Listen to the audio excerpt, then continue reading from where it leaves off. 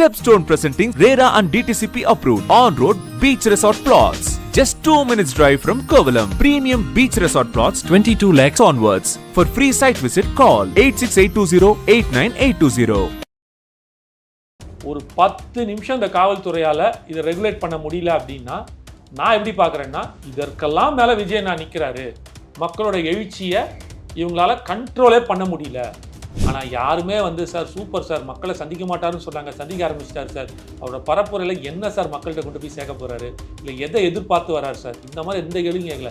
சனிக்கிழமை வராரு, அவர் அப்படி கேட்டார், இவர் ஆண்டின்னு சொன்னார், அவர் அது சொன்னார். அவர் என்ன சொன்னார், எலெக்ஷன் என் கூட 26 நிற்கிறவங்களுக்கு ஆட்சியிலையும் அதிகாரத்துலையும் பங்குன்னு சொன்னார். அதை பற்றி தானே ஏன் நோண்டிக்கிட்டே நீங்கள் வராத விஷயத்தையும் ஏன் பேசுறீங்க? வாழ வீடு சொன்னாரா, வயிற்றுக்கு சோறு சொன்னாரா, வருமானத்துக்கு ஏற்ற வேற சொன்னாரா? அப்போ வாழ வீடுன்னு சொன்னார்னா தமிழ்நாட்டில் எத்தனை லட்சம் மக்களுக்கு, எத்தனை கோடி மக்களுக்கு வீடு இல்லை அப்படின்னு யாராவது பேசுனீங்களா? கலைஞர் கனவு இல்ல திட்டம்னு தமிழ்நாடு அரசு செஞ்சுட்டு தான் சார் இருக்காங்க. நான் சொல்லட்டுமா, கலைஞர் கனவு இல்ல திட்டம்னு இன்னி வரைக்கும் எத்தனை லட்சம் மக்களுக்கு வந்துருக்கு? 52% மக்களுக்கு தான் வந்திருக்கு.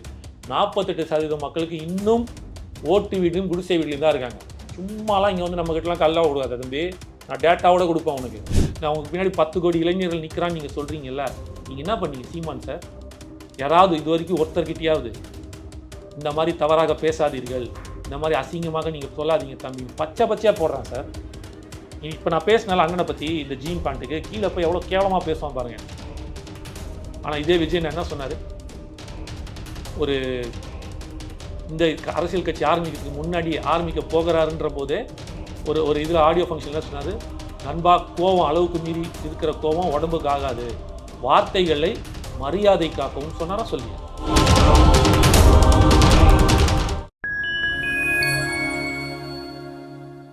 ஃபைன் டைம் மீடியா நேயர்களுக்கு வணக்கம். இன்று நம்மோடு இணைந்திருப்பவர் தமிழ்நாடு இளைஞர் கட்சியை சேர்ந்த திரு காமேஷ் அவர்கள். வாருங்கள், அவரிடம் அரசியல் சார்ந்த பல்வேறு கேள்விகளை முன்வைக்கலாம். வணக்கம் சார். வணக்கம் பிரதர். அடுத்த வாரம் பரப்புரை பண்ண போகிறாரு சார் திரு விஜய் அவர்கள். அவருக்கு இப்போ நாளைக்கு திருச்சிக்கு போனாலும் அங்கே இருக்க ரூம்ஸ்லாம் கொடுக்க மாட்டாங்க, அங்கே இருக்க ஹோட்டல் ஓனர்ஸே பயப்படுறாங்க அப்படின்ற மாதிரி ஒரு தகவலும் வந்திருக்கு. இது அரசியல் நெருக்கடின்னு நீங்கள் பார்க்குறீங்களா? ஆமாம், குறுநில மன்னர்களின் அரசியல் நெருக்கடி. அதாவது தன்னோட பெரிய மன்னரை என்ன அது என்ன சொல்லுவாங்க, அது மனதை குளிர் வைக்க, ப்ளீசிங் ஆஃப் எ லீடர் சொல்லுவாங்க இல்லையா, அந்த குறுநில மன்னர்கள் செய்கிற ஒரு அரசியல் நெருக்கடி. பத்திரிகளா என் மாவட்டத்தில் ஒன்று கூட செய்ய விடாமல் நான் பண்ணிட்டேன் பார் அப்படின்னு அங்கே காமிச்சிக்கிட்டு அதுக்காக செய்கிற ஒரு வேலையாக தான் நான் பார்க்குறேன். நாளைக்கு இதை வச்சு நீங்கள் அரசியல் பண்ணலாம்ல சார்? பார்த்தீங்களா இன்றைக்கி ஒரு அரசியல் கட்சிக்கு நாங்கள் எவ்வளோ பேர் நெருக்கடி கொடுக்குறாங்க பாருங்கள், மக்கள்கிட்ட நீங்கள் வைங்க இதை. அதெல்லாம் மக்களுக்கு தெரியும் பிரதர். நான் என்ன கேட்குறேன், இப்போ இது வரைக்கும் பர்மிஷன் கொடுக்கல. அப்போது நான் என்ன சொல்கிறேன், ஒரு முதலமைச்சர் வந்தால், ஒரு துணை முதலமைச்சர் வந்தால், ஒரு எதிர்க்கட்சி தலைவர் வந்தால், ஏன் ஒரு பிரதம மந்திரியே வந்தால் உங்களால் ஒரு டிராஃபிக்கை சமாளித்து ரெகுலேட் பண்ண முடியும்.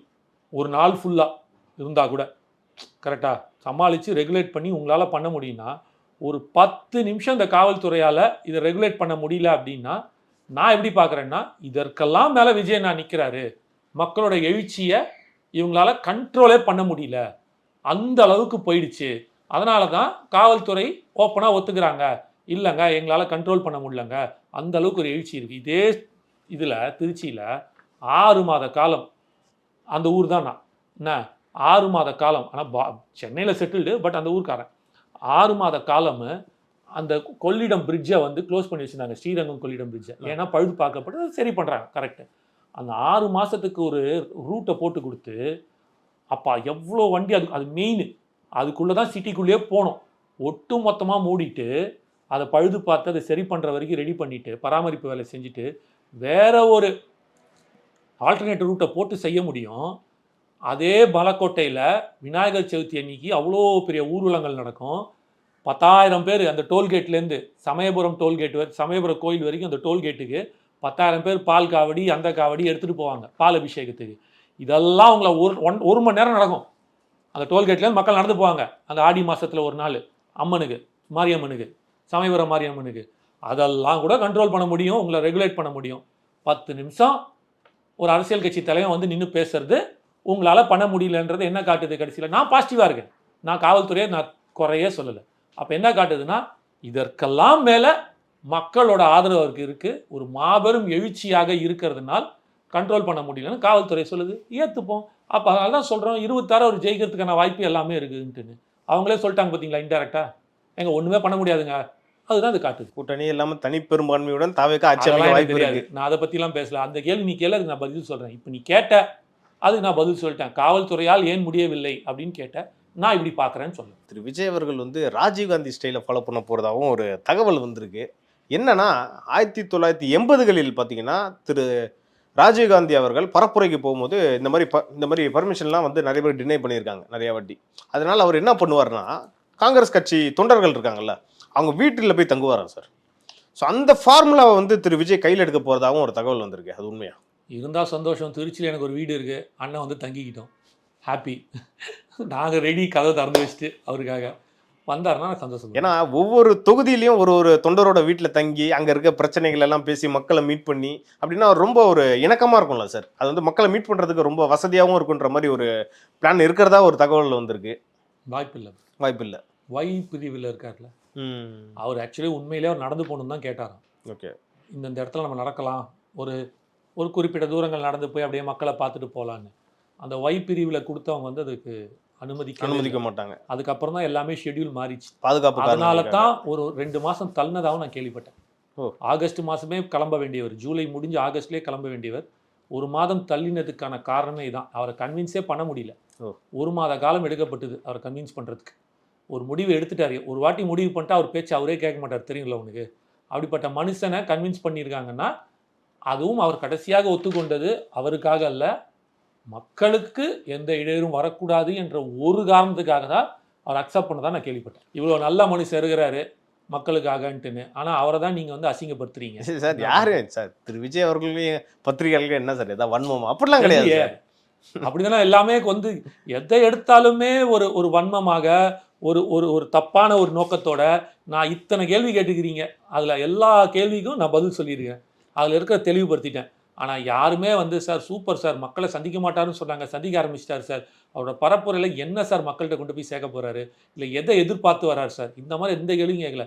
சனிக்கிழமை வராரு, அவர் அப்படி கேட்டார், இவர் ஆண்டின்னு சொன்னார், அவர் அது சொன்னார், எல்லா கேள்வியும் இப்படி தானே இருந்துச்சு. ஏன் அந்த கேள்வி வருதுன்னா சார், திரு விஜய் அவர்கள் மக்களை போய் பேசிட்டா, நான் மறுபடியும் ஒன்று சொல்கிறேன், நாளைக்கு அரசியல் பேசிட்டா அதை தானே சார் பேச போகிறேன். அதுதான் சொல்ல வரேன். அவர் ஒரு பாசிட்டிவிட்டியான மேன். ஆனால் இங்கே இருக்கிற முக்காவாசி, நான் எல்லாரையும் சொல்ல விரும்பலை, முக்காவாசி ஊடகவியலாளர்கள் மேலே பத்திரிகையாளர்கள் ஒரு டிஆர்பி ரேட்டிங்காக நெகட்டிவிட்டியான கேள்விகள் மட்டுமே கேட்டு அதை வச்சு ஒரு நெகட்டிவிட்டி கிரியேட் பண்ணி ஒரு மக்கள்கிட்ட டிஆர்பி கொண்டு போய் மக்களே டியூன் பண்ணிட்டீங்க. நல்லதை பேசினா, இப்போ நான்லாம் பேசினா 2000 பேர் தான் பார்க்குறான். ஆனால் ஒருத்தன் வேற எதையோ பற்றி பேசுகிறான், அந்த நடிகை பற்றி பேசினா 2 லட்சம் பேர் பார்க்குறான். புரியுதா? இதே பாயிண்ட் டைம் மீடியாவில் நான் பேசினா நாம் ஏதோ ஓரளவுக்கு 10 வார்த்தை சொன்னால் அதில் ஒரு 10 விஷயம் சொன்னால் அதில் 2-3 விஷயம் மக்களுக்கு பிரயோஜனம் இருக்கும். உண்மையாகவே அது வந்து யூஸ்ஃபுல்லான ஒரு விஷயம் சொல்கிறோம். ஆனால் 2000 பேர் தான் பார்க்குறான். ஒரு உதாரணத்துக்கு சொல்ல வரேன். ஆனால் அவனுக்கு நடிகை பற்றி நடிகை அவன் கூட இருந்தால் என்னையா அவங்க பிரச்சனை, ஆனால் 2 லட்சம் பேர் அதை பார்க்குறான். அப்போது அவர்கள் மக்களையே நீங்கள் அந்த மாதிரி ஒன்று திசை திருப்பிட்டீங்க. அதனால தான் சார் நான் வந்து சில விஷயம் கேட்கவே மாட்டேன் சார். அது என்ன தனிப்பட்ட விஷயம் சொல்கிறேன் ப்ரோ, ஜென்ரலாக சொல்கிறேன். அதாவது ஒரு நெகட்டிவிட்டியை ஸ்ப்ரெட் பண்ணக்கூடிய இடத்துல தான் இன்னைக்கு மீடியா இருக்கு.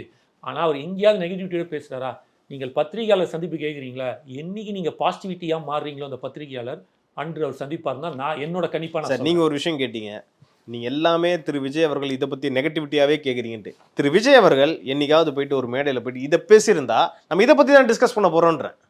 ஏன்னா கடைசியாக வந்து நம்ம திரு விஜய் அவர்கள் எப்போ பேசினார், மாநாட்டில் பேசினார், நம்ம அதை பற்றி எல்லாமே டீகோட் பண்ணோம். என்ன பேசினார், என்னென்ன குறைகளை சொன்னார், என்னென்ன அரசு இதை செஞ்சுருக்கலாம், நம்ம அதை பற்றி டீட்டெயிலாக பேசணும். அதுக்கப்புறம் கிட்டத்தட்ட 20 நாளைக்கு மேலே ஆயிடுச்சு மாநாடு பற்றி. திரு விஜய் அவர்கள் எதுவும் பேசலை, அறிக்கை மட்டும்தான் வருது. அதே மாதிரி நாளைக்கு பரப்புரையில் அவர் என்ன பேசுகிறாரோ நம்ம அதை பற்றி தான் டிஸ்கஸ் பண்ண போகிறோம். ஆமாம், அதில் என்ன பேசினார் சொல்லு. 46 நிமிஷம் பேசினார். கொள்கை விளக்க மாநாடு, கொள்கைகள்லாம் சரி யார் என்ன தலைவர்கள், கொள்கை எங்க தலைவர் யாருன்னு சொன்னாரு, அரசியல் எதிரி ஒன்று சொன்னாரு பிரதானமாக அப்படின்னு சொல்லி ஒன்று சொன்னாரு. யாராவது பற்றி பேசிட்டீங்களா? என்ன சொன்னார்? வாழ வீடு, வயிற்றுக்கு சோறு, வருமானத்துக்கு ஏற்ற வேலை, இதை பற்றி யாராவது ஒருத்தர் பேசுனீங்களா? ஆட்சியில் பங்கு, அதிகாரத்தில் பங்கு அப்படின்னு ஒரு விஷயத்த சொல்றாரு. அதுதான் சார் எடுபடலையே சார் கடைசியில். இல்லை வர இருங்க, இப்போ அது வந்ததுக்கு அப்புறம் பேச அது நீங்களே பேசுறது இல்லை சார். இப்போ எலெக்ஷனுக்கு அவர் என்ன சொன்னார், எலெக்ஷன் என் கூட 26ல் நிற்கிறவங்களுக்கு ஆட்சியிலையும் அதிகாரத்துலையும் பங்குன்னு சொன்னார். அதை பற்றி தானே ஏன் நோண்டிக்கிட்டே இருந்தீங்க? வராத விஷயத்துக்கு ஏன் பேசுறீங்க? வாழ வீடு சொன்னாரா? வயிற்றுக்கு சோறு சொன்னாரா? வருமானத்துக்கு ஏற்ற வேற சொன்னாரா? அப்போ வாழ வீடுன்னு சொன்னார்னா தமிழ்நாட்டில் எத்தனை லட்சம் மக்களுக்கு, எத்தனை கோடி மக்களுக்கு வீடு இல்லை அப்படின்னு யாராவது பேசுனீங்களா? வருமானத்துக்கு ஏற்ற வேலை, எத்தனை மக்களுக்கு, எத்தனை லட்சம் மக்களுக்கு வேலை இல்லாமல் இருக்காங்க? கலைஞர் கனவு இல்ல திட்டம்னு தமிழ்நாடு அரசு செஞ்சுட்டு தான் சார் இருக்காங்க. நான் சொல்லட்டுமா? நான் கணக்கு சொல்லட்டுமா உனக்கு? நான்லாம் பிறக்கிற காலத்துக்கு முன்னாடி, நான்லாம் ஸ்கூல் படிக்கிற காலத்துக்கு பிறக்கிற காலத்துக்கு முன்னாடி அதை நான் படித்தவன். கலைஞர் கனவு இல்ல திட்டம்னு இன்னி வரைக்கும் எத்தனை லட்சம் மக்களுக்கு வந்துருது? 48% மக்களுக்கு தான் வந்து, 52% மக்களுக்கு தான் வந்திருக்கு. 48% மக்களுக்கு இன்னும் ஓட்டு வீடும் குடிசை வீட்லையும் தான் இருக்காங்க. சும்மாலாம் இங்கே வந்து நம்மகிட்டலாம் கல்லா விடுவாத தம்பி, நான் டேட்டாவோட கொடுப்பேன் உனக்கு, புரியுதா? எடுத்து வச்சுட்டு தான் பேசிகிட்டு இருக்கோம். இங்கே 52% மக்களுக்கு தான் வீடு போய் சேர்ந்துருக்கு. அது வெறும் கலைஞர் வீடு திட்டம்னு காட்டல. தமிழக மக்கள் வீட்டில் இருக்காங்க. அது ஓடு வீடாங்க கூட, குடிசை வீடுகள் கணக்கு இல்லாமல் ஓடு வீடுகள் அதுக்குள்ளே வருதான்னு எனக்கு டேட்டா கிடைக்கல. ஆனால் 52 மக்கள் கிட்ட தான் சொந்த வீடு இருக்குது அப்படின்னு வந்துருது. அது ஓடு வீடாக கூட இருக்கலாம். 48% மக்களுக்கு அது எப்போ கொண்டு வந்தா தெரியுமா அந்த ஸ்கீமு? நீங்கள் சொன்னீங்களே கலைஞர் காப்பீட்டு இந்த திட்டம், கனவு இல்ல திட்டம், 1984. நீ பிறக்கிறதுக்கு 10 வருஷத்துக்கு 11 வருஷத்துக்கு முன்னாடி கொண்டு வந்த திட்டம். 41 வருஷம் ஆச்சு. 41 வருஷத்தில் 41% தான் வீடே கொடுத்துருக்குறாங்க. இன்னும் இத்தனை % மக்களுக்கு கொடுக்கல. அதனால் சும்மா பேசணும்லாம் அடிச்சு விடக்கூடாது தம்பி. நாங்கள் கணக்கோட சொல்லுவோம், மற்றவன மாதிரிலாம் வராத. இது இளைஞர் கட்சி, இளைஞர் உலகம், இளைஞர் அரசியல் தெளிவாக தான் வந்து பேசுவான். சும்மா மொக்கையெல்லாம் பேச மாட்டான். நீ கேட்டல அரசியல் பக்கம் இருக்குதா அப்படின்ட்டுன்னு, அந்த இளைஞர்ல நானும் ஒருத்தன் தான். எனக்கு அந்த பக்கம் வந்துருக்கு. வாழ்த்துக்கள் சார், வாழ்த்துக்கள். கடைசியாக வந்து நாம் தமிழர் கட்சி, ஏன் அவங்க வந்து உங்களுக்கும் நாம் தமிழர் okay okay okay sir, okay final touch காமெடியா முடிக்கணும்னு ஆசைப்படுறேன். முடி. Okay sir. அதாவது நாம் தமிழர் கட்சி தொடர்ந்து தாவேக்காவை விமர்சிக்கிறாங்க. அதுலேயும் அந்த கட்சியை சேர்ந்த ஒரு முக்கிய நிர்வாகி திரு துரைமுருகன் அவர் வந்து ஒரு ட்வீட் போட்டிருக்காரு. என்னன்னா, உங்கள் ஷெட்யூல் இருக்குல்ல சார், அது போட்டிருக்காரு. தனது ரசிகர்களான பள்ளி மாணவர்களை சந்திக்க வசதியாக சனிக்கிழமை பிரச்சாரம் செய்ய வருகிறார் உங்கள் விஜய். உங்கள் விஜய் அரசியல் சனி, சனிக்கிழமை அரசியல் சனி அப்படின்னு போட்டு திரு விஜய் அவர்களை டேக் பண்ணியிருக்காரு. அதையும் தாண்டி உங்கள் கட்சியில் இருக்க முக்கியமான ஆட்கள்லாம் வந்து தெலுங்கர்கள். வழக்கமாக நாம் தமிழர் கட்சியினர் இந்த விமர்சனத்தை வைப்பாங்க. திரு ஆதவர்ஜுனா தெலுங்கர், சிடிஆர் நிர்மல்குமார் தெலுங்கர், புஷியானந்த் தெலுங்கர், அப்புறம் ஜான் அவரும் தெலுங்கர்ன்ற மாதிரி அந்த விமர்சனத்தை வச்சிருக்காங்க சார். இதை எப்படி சார் பார்க்குறீங்க? அடி முட்டாள்தனமாக பார்க்குறேன். ஃபஸ்ட்டு முதல்ல ஒரு மனுஷனாக பாருங்க. இப்போ நான் அதான் சொல்கிறேனே, அண்ணன் மேலே எனக்கு ரொம்ப மரியாதை உண்டு. ஏன்னா இந்த என்னோட இயற்கை வளங்களை பற்றி அவர் பேசுகிறாருன்றதுனால தான் பேசுகிறாரு. அவர் கடைப்பிடிக்கிறாரான்னு கூட நான் பேசலை. அது ஒரு வார்த்தை சொல்கிறாருல, அவர் பேசுகிற அந்த அதை ஏதோ என்னை வந்து ஒரு 10 பேர் தான் பார்க்குறான், அவர் ஒரு 10 லட்சம் பேர் பார்க்குறான் இல்லையா? அந்த 10 லட்சம் பேரில் ஒரு 10 பேருக்காவது அதோட இம்பார்ட்டன்ஸ் தெரியுமே அப்படின்றத என்னோட தமிழ் நாட்டில் இருக்கிற என் தமிழக மக்களுக்கு இருக்கிற வளங்களை காப்பாற்றக்கூடிய பேசக்கூடிய ஒரே தலைவனாக சீமான் இருக்கிறதுனால தான் இன்று வரை அவரை விமர்சிக்காமல் அண்ணன் அப்படியே ஜாலியாக விடு நம்ம அண்ணன் தானே அப்படின்ட்டு போயிட்டு இருக்கும். ஆனால் தொடர்ந்து நீங்கள் இதே மாதிரி பேசிக்கிட்டே இருப்பீங்கன்னா வரும் காலங்கள் சிக்கல் ரொம்ப ஜாஸ்தி. ஏன்னா இப்போ தான் அவர் ஒரு மாநாடு நடத்தினார், மரங்கள் மாநாடு. அதாவது வந்து சொல்ல விட செயல் ரொம்ப முக்கியம். அது அவர்கிட்ட இல்லை. விஜய் ஏன் வந்து இவ்வளோ இருந்தும் நாங்கள் நாம் தமிழர் பக்கம் போகாமல் அவரை வந்து ஆதரிக்காமல் விஜயனா பக்கம் போய் நிற்கிறோம் அப்படின்னா சொல்ல விட செயல் முக்கியம் அங்கே அப்படின்னு நாங்கள் பார்க்குறோம். இவர்கிட்ட சொல் இருக்குது, அவர்கிட்ட செயல் இருக்குது. ஒரு உதாரணத்துக்கு சொல்கிறேன். ஆல்ரெடி ஒரு விமர்சனம் வந்துருச்சு. அவர் போனது யாரோ ஒருத்தரோட தனிப்பட்ட இதுன்றாங்க, அதெல்லாம் இருக்கட்டும். அவர் வந்து இறங்கும்போது எதில் இறங்கினார்? ஒரு கேரவனில், ஏசி கேரவனில் இறங்கினார். மற்ற இது கூட பரவாயில்ல, ஒரு மரங்களை காப்பாற்றுவோம்னா அது இயற்கை. அப்போ அந்த ஏசி கேரவனில் வந்து நீ இறங்குற அப்படின்னா அதோட உமிழும் காற்று எவ்வளோ ஒரு மாசுபட்டது. அதை கூட மரங்கள் நடதில் வந்து அந்த மரத்துக்கு நடுவில் அந்த மரம் அந்த இடமே அப்படியே இருக்கிற என்ன அருமையாக இருக்குது பார்த்தீங்களான்னு. அந்த இடத்துல யார் கெட்டு இது கொண்டு வந்தது? அவரோட அந்த கேரவன் கொண்டு வந்துச்சு. ஏன் வரீங்க? சரி இவ்வளோ போட்டோம். அவர் அன்றைக்கி வந்து நின்று பேசினார் இல்லையா இந்த பரப்புரையில். அவர் என்ன வேஷ்டியில் இருந்தாரா பேண்ட் ஷர்ட்டில் இருந்தாரா? பேண்ட் ஷர்ட்டில் தான் வந்து போட்டுருந்தது ஜீனு. ஒரு ஜீனை தயாரிக்க, இப்போ போட்டிருக்கிற ஜீன் இருக்குல்ல, அந்த ஜீனை தயாரிக்க எத்தனை தண்ணி செலவாகும் தெரியுமா? 3700 கேலன் லிட்டர்ஸ் ஆஃப் வாட்டர் செலவாகுது.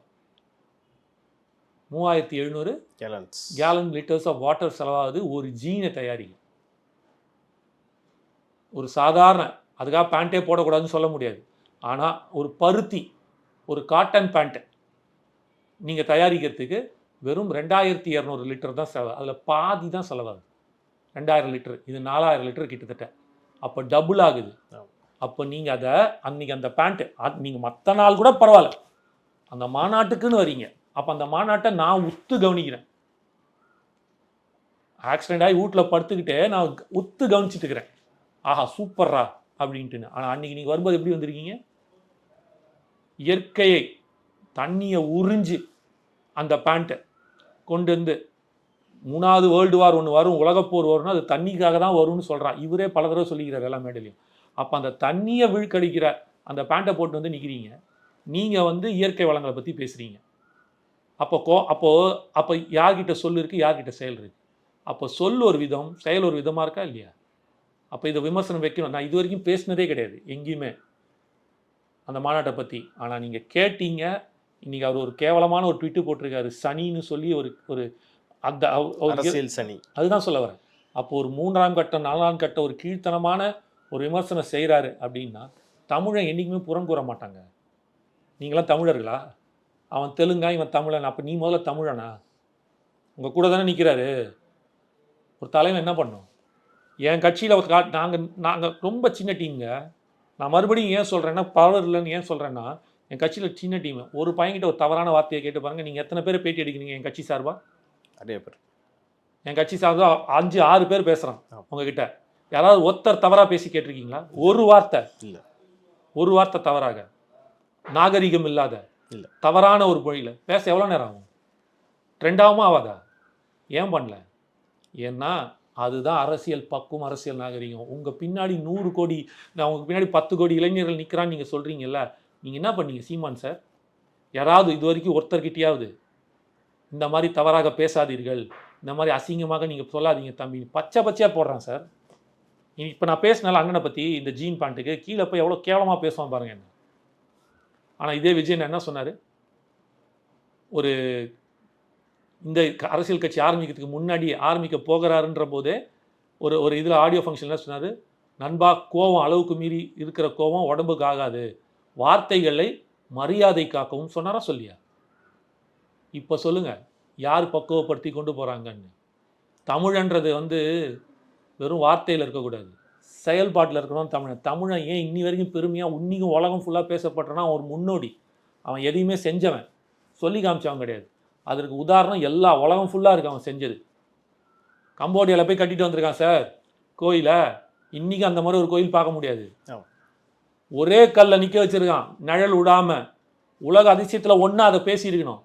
நமக்கு வாய்ப்பு கிடைக்கல. அன்றைக்கி எவனோ தருந்தான் தாஜ்மஹாலை சொல்லிட்டு போயிட்டான். நான் தாஜ்மஹாலை குறை சொல்லலை. நீ தாஜ்மஹாலுக்கு கொடுத்தல, ஏன் என்னோடய பெரிய கோயிலுக்கு கொடுக்கல? நாங்கள் வந்தால் வாங்குவோம், வாங்க சொல்லுவேன். நீ கேட்டீங்கல்ல, என் தமிழனோட பெருமையை நான் நீட்பேன். உலக அதிசயத்தில் ஒன்றாக வாங்கிறதுக்கு என்ன செய்யணுமோ அது எல்லாத்தையுமே செய்வோம். இந்த மாதிரி பல விஷயங்கள் இருக்குது. சொல்லிகிட்டே இருக்கணுன்ற அவசியம் கிடையாது, செஞ்சு காட்டணும், செய்வோம் அப்படின்ற ஒரு மைண்ட் செட்டில் நாங்கள் இருக்கோம். நீங்கள் கேட்டிங்களே இதுக்கு என்ன பதில் இருக்குது? அப்போ எவ்வளோ தண்ணி உரியப்படுது? அப்போ ஒரு பேண்ட்டுக்கும். அப்போ இதே சீமானனை அந்த ஜீன் பேண்ட்டு போடாமல் ஒரு பருத்தி பேண்ட்டையோ காட்டன் பேண்ட்டையோ இல்லை ஒரு வேட்டியோ கட்டினார்னா சூப்பர். ஏன் பண்ணல? அப்போ நீங்கள் வெறும் சொல்லோடு இருக்கீங்க, செயலுக்கான ஆள் இல்லை.